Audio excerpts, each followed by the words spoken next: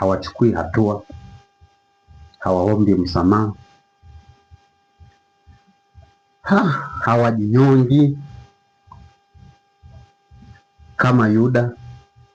Yani wapo tu, wako free, yani kwamba wamechukua hatua kwamba kama Mungu hayupo hawashtuki na lolote, yani hawashtuki kwamba labda kuna dhambi au ametenda dhambi, hawashtuki. Shida iko wapi? Hawachukui hatua ya kutubu, hawaoni umana, hawana heshima, hawana nidhamu. Ila Mungu yupo,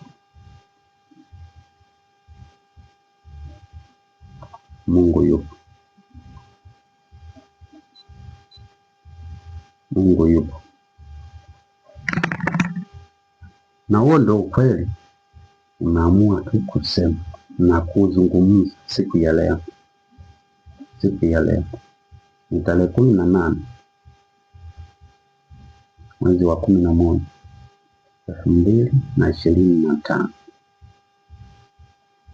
Tanzania, uitike wito anaokuita Bwana wa majeshi aliye hai.